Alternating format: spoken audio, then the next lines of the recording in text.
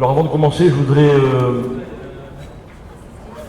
remercier les hôtes qui nous reçoivent. Donc j'ai aperçu tout à l'heure M. Etam Galam. Personnellement, c'est la première fois que je viens dans cet endroit dont j'avais beaucoup entendu parler. Et si je suis sensible à ce qui se passe ici, c'est un petit peu pour des raisons personnelles. En effet, il y a un peu plus de 20 ans,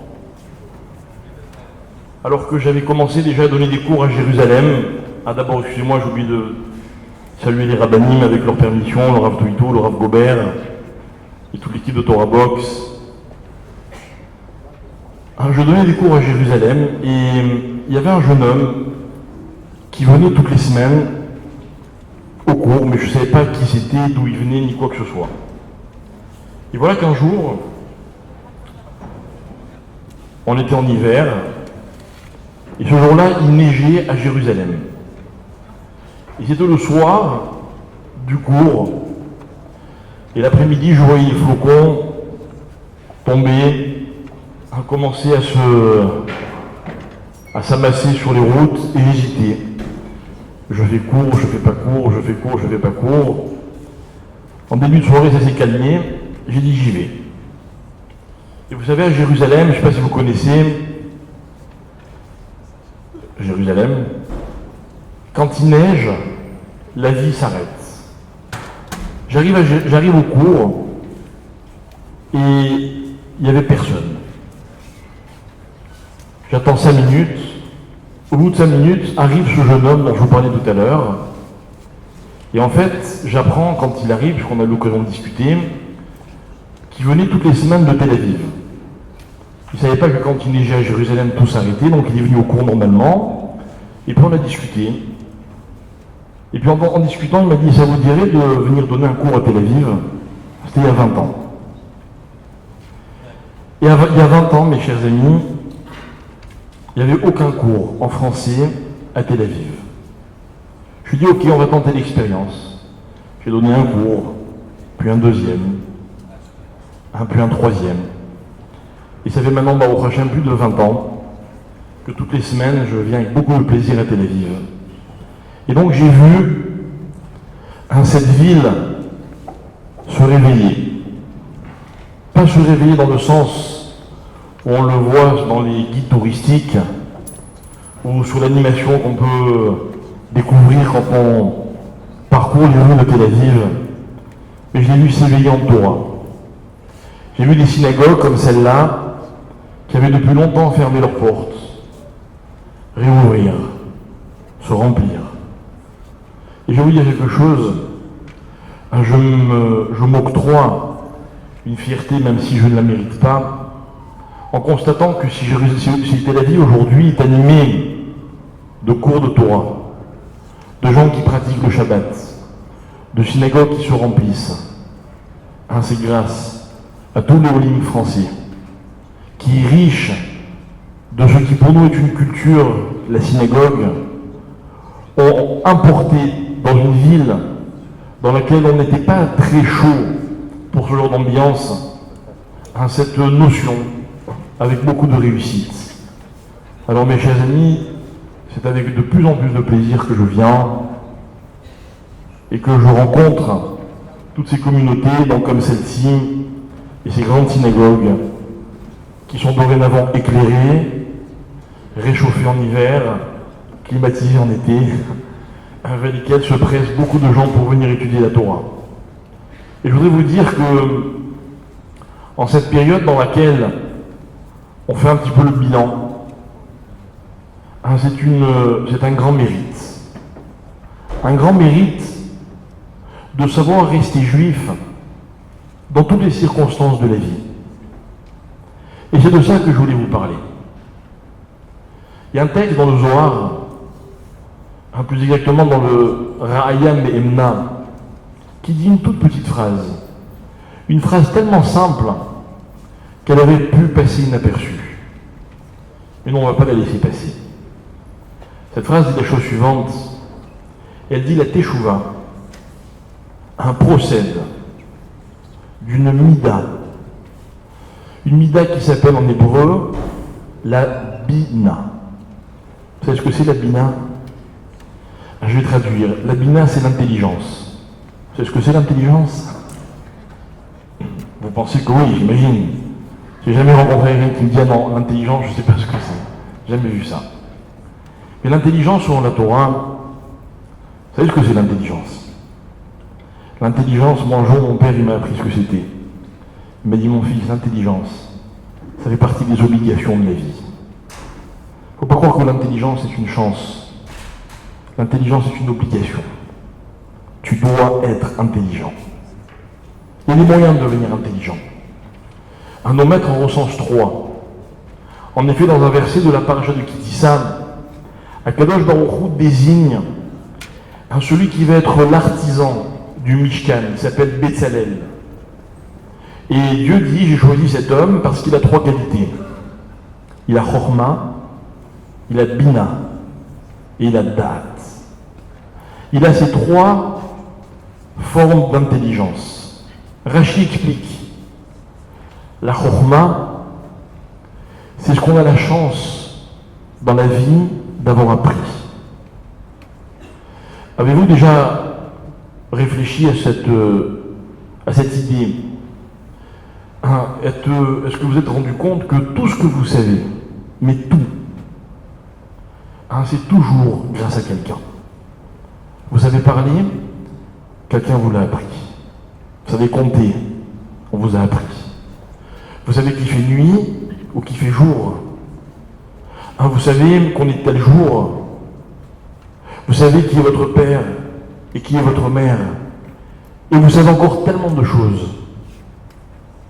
Tout ce que l'on sait, on le doit à quelqu'un. La première étape de l'intelligence, c'est ce qu'un homme est capable d'enregistrer. On me l'a appris, je le sais. C'est disponible. Je m'en sers quand je veux. Et vous, moi, les autres, on est tous différents parce qu'on est le résultat d'une somme d'informations que l'on a enregistrées et qui forment une combinaison qui est unique, la mienne. Dans ma vie, j'ai rencontré X personnes. J'ai ouvert X livres.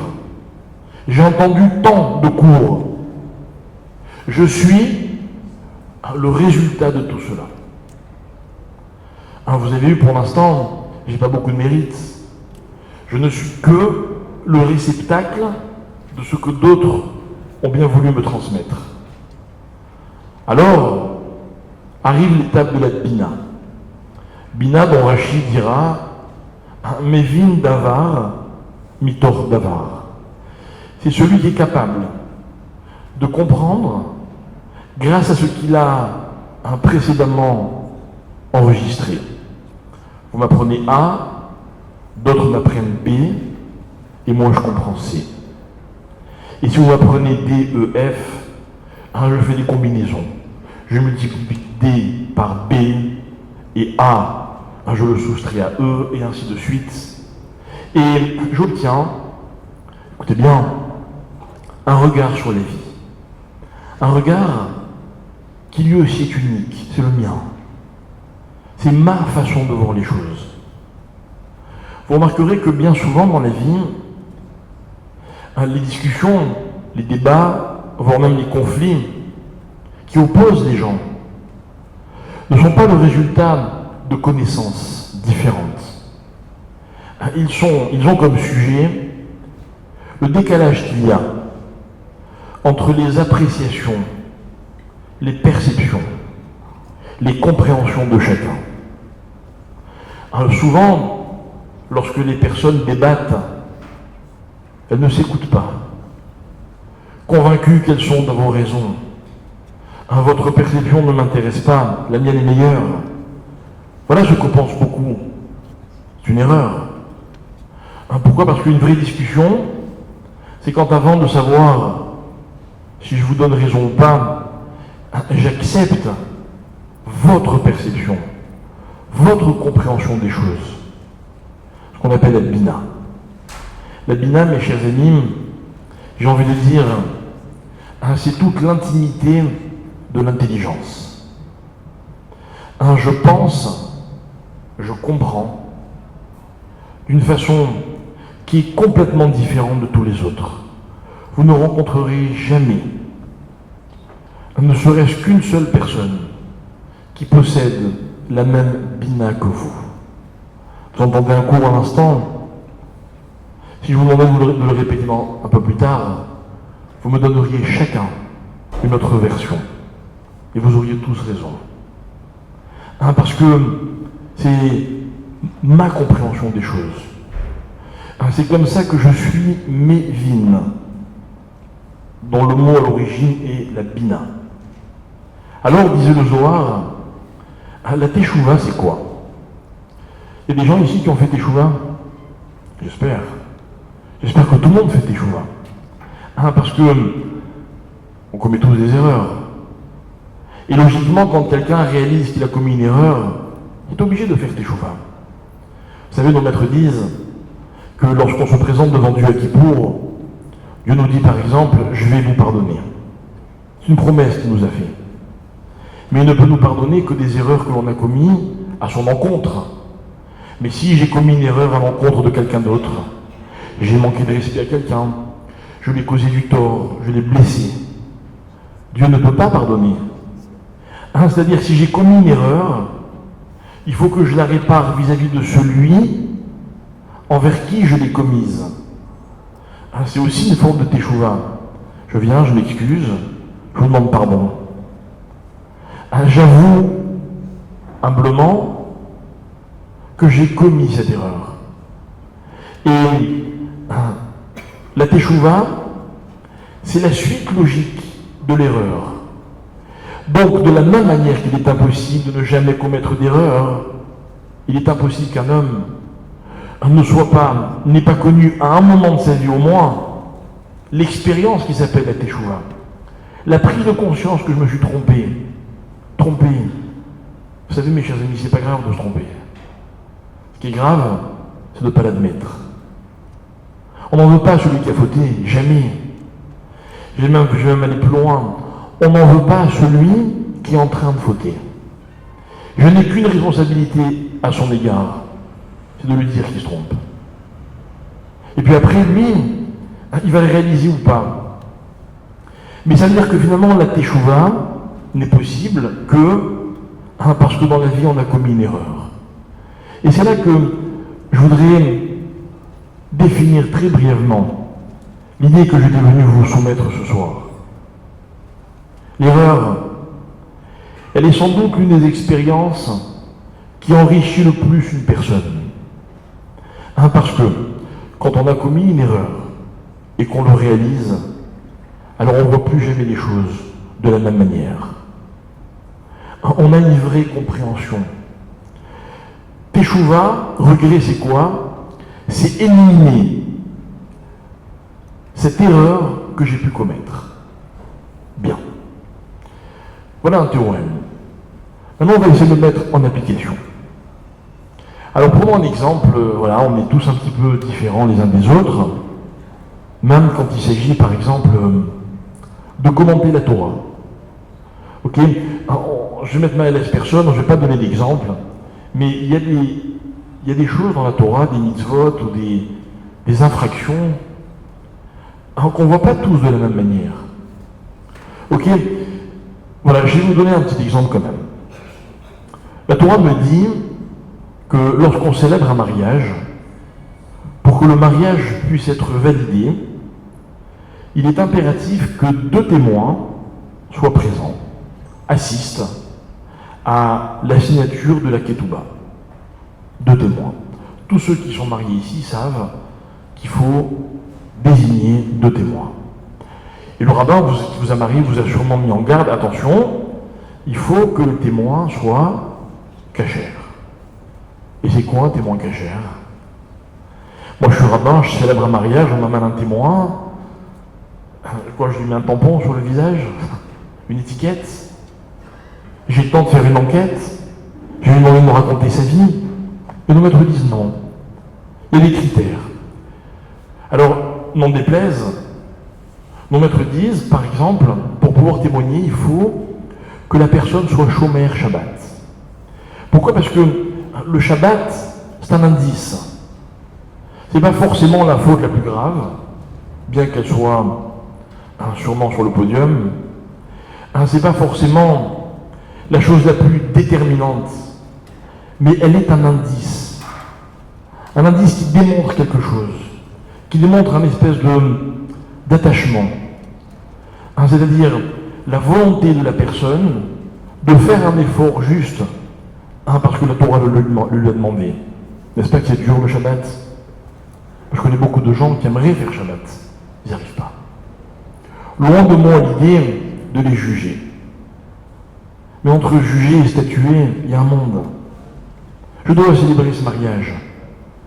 Le Khatan, la Kala me font confiance. Ils veulent que tout soit fait dans les règles de l'art. J'ai bien dit les règles. Donc on doit se conformer aux règles. Et on va demander. On va se renseigner, on va peut-être pas le faire frontalement pour ne pas mettre mal à l'aise. Mais les témoins sont-ils chômeurs Shabbat? Je me permets de vous recommander, pour ceux qui ne sont pas encore mariés, de faire tout pour ne jamais mettre mal à l'aise personne. C'est-à-dire, prévoyez le coup. Moi, un jour, j'arrive dans un mariage, j'avais averti le Khatan. Et voilà que, parmi les deux témoins, j'ai pas le temps de poser la question, qui me dit, je suis témoin, mais je ne fais pas Shabbat. Je suis embêté. Et là, il y a quelqu'un qui vient et qui interrompt la discussion et qui dit, et alors, je connais des gens qui sont chômeurs Shabbat, mais qui sont bien pires que lui. Vous voyez, sinon on les appelle les rkiks. Vous voyez, genre... Quel rapport? On n'est pas en train de juger la personne, on est en train de statuer. Alors, on aurait pu rentrer dans un débat, mais pourquoi il ne fait pas Shabbat? Et pourquoi telle personne fait Shabbat et ne mange pas kasher? Et pourquoi telle personne fait Shabbat, mange kasher, mais ne fait pas ceci, cela? Bon, un jour, j'ai donné un cours dans une synagogue à Jérusalem, dans lequel j'ai parlé de l'interdiction qui consiste à voler un goy. Au milieu du cours, il y a tout un groupe de personnes qui s'est levé et qui est parti. Je ne juge personne. Ils avaient la kippa sur la tête, ils sont chômeurs Shabbat, ils mangent kasher, etc., etc. Je ne suis pas là pour juger, je suis là pour constater que ce qui fait nos différences, mes chers amis, c'est notre perception des choses. On décide tous de ce qui nous paraît être grave, de ce qui nous paraît être incontournable, de ce qui nous paraît être essentiel. Il y a des parents ici qui éduquent leurs enfants, vous avez vos propres règles. Pour vous, il est impératif que votre enfant fasse ceci et ne fasse pas cela. Très bien. J'ai aucun problème. Il faut être cohérent. C'est-à-dire que dans la vie, la perception personnelle, elle a une place qui est la plus importante de toutes. Si je suis ce que je suis, c'est-à-dire quelqu'un d'unique, c'est parce que j'ai ma perception des choses.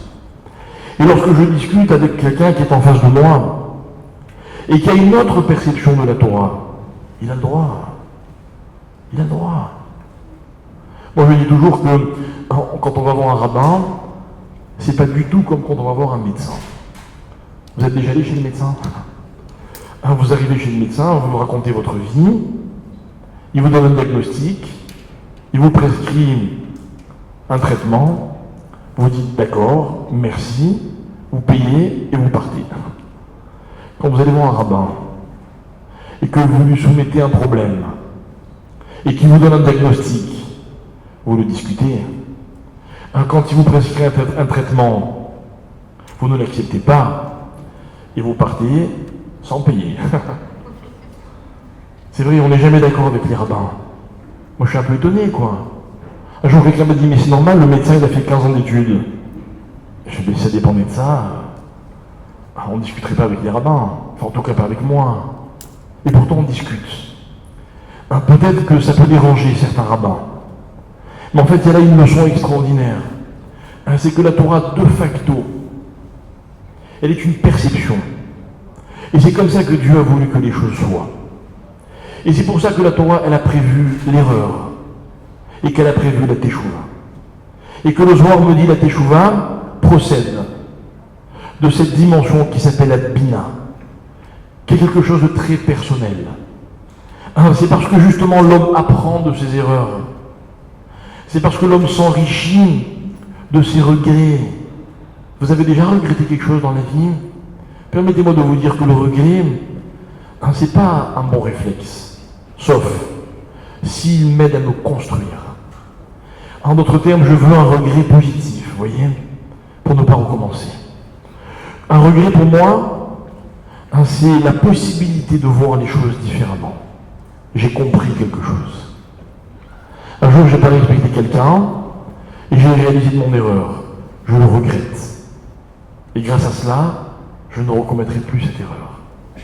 Je suis meilleur qu'avant. C'est de la bina. Or, la bina, explique nos Chachamim, elle se situe dans un espace de la vie de l'homme qui s'appelle en hébreu le ta'am. Le ta'am. En français, le ta'am, on peut lui donner deux explications, deux traductions. On peut traduire ta'am par raison. On peut traduire ta'am par le goût. Le goût. Vous savez ce que c'est le goût? Je vais vous expliquer ce que c'est le goût. Le goût, c'est que si par exemple, admettons, je prends un exemple au hasard, vous me demandez de préparer une keïla, d'accord? Bon, j'ai jamais préparé de keïla de ma vie, mais vous allez faciliter la tâche, vous mettez tous les ingrédients sur la table. Et vous me dites, voilà, c'est très simple. Voilà les épinards, voilà les haricots, voilà, j'ai oublié un truc. Ah ouais, l'huile, Razak, donc l'huile, ok. Vous me mettez tous les ingrédients. Et je vous fais la keïla. Hein? Elle va être bonne ou pas? Dites-moi franchement. Il y a de très peu de chances qu'elle soit bonne. Et pourtant, je vais respecter rigoureusement vos instructions. Eh bien moi, je vais vous raconter comment ça se passe. Quand vous demandez à une grand-mère, comment on fait la keïla? Ou n'importe quel plat, qu'est-ce qu'elle vous dit? Eh bien, tu mets un verre d'huile, d'accord? Et vous lui dites, mais quel verre? Je ne sais pas, un verre. Tu mets du sel. Combien de sel? Ben, je sais pas, tu prends et tu mets. Et vous savez quoi? C'est ce qui va donner aux choses leur goût. Parce que le goût, c'est quelque chose, contrairement à ce que l'on croit, le goût, c'est pas quelque chose de subjectif. C'est quelque chose de personnel. C'est très différent. Tout le monde peut savoir si c'est bon ou si c'est pas bon. Mais on a chacun ses goûts, son propre goût. Si vous recevez des invités, permettez-moi de vous recommander de toujours poser une sellière à table. Vous ne mettrez jamais assez de sel pour les uns et toujours un peu trop pour les autres. Et ça s'appelle le ta'am. Et nos maîtres disent sur un ta'am, on le dit en français aussi, on ne discute pas. Alors vous voyez, moi ce que je trouve extraordinaire le jour de Kippour, c'est ce paradoxe-là. À Kippour, les synagogues sont pleines à craquer. N'espérez pas être assis à une place sans avoir un voisin à droite et un voisin à gauche qui vont chanter un peu trop fort, un peu trop vite, qui vont peut-être vous incommoder d'une certaine façon. On est serrés, les uns à côté des autres. On est tous ensemble à Kippour, et pourtant, celui qui vit vraiment Kippour, il y aura toujours un moment où il va ressentir une très grande solitude. Pendant Kippour, il y a un moment où on réalise que les gens qui nous aiment ne peuvent rien pour nous. À Kippour, il n'y a plus mon père, il n'y a plus ma mère, il n'y a plus mon conjoint, mes enfants, je suis tout seul. Il y a moi et il y a Dieu. Et le sujet, c'est moi. Et il va falloir que je me débrouille tout seul. Et ce paradoxe est extraordinaire. On chante tous ensemble. On récite les mêmes prières.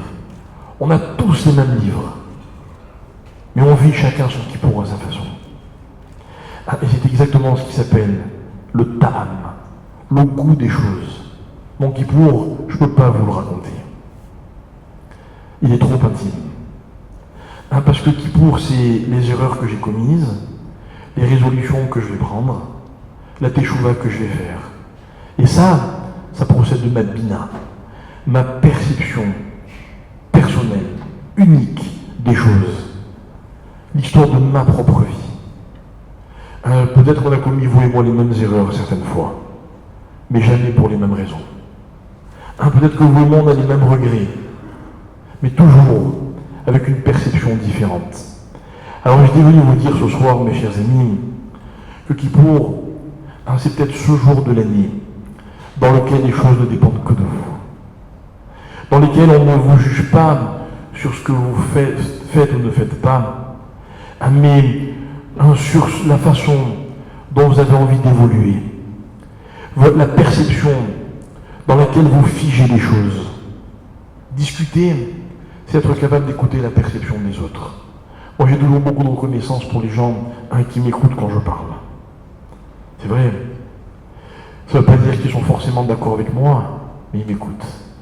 Et c'est ça qui est enrichissant. Et quand on pose une question, j'ai toujours beaucoup de respect pour celui qui pose une question, parce qu'il va peut-être attirer mon attention sur une nouvelle perception des choses. Et à Kippour, c'est ce que je retrouve, ma perception. Et attention, ne faites pas le coup de dire à Dieu, je regrette et je ne recommencerai plus. Parce que je ne sais pas quel est votre âge, mais je suis sûr que ça fait des années que vous le faites. Il n'est pas dupe, Dieu.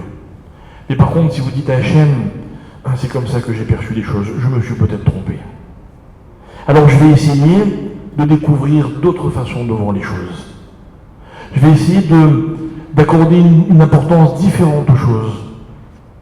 J'avais jugé que telle chose était moins importante, je me rends compte que ça peut être une erreur. Je croyais que telle chose était primordiale, finalement on n'est peut-être qu'accessoire.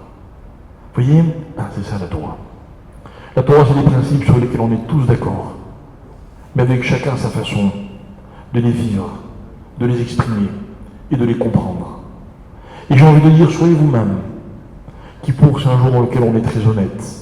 On va dire à un moment de la prière, dans tous les tribunaux du monde, il y a beaucoup de choses qu'on a intérêt à cacher.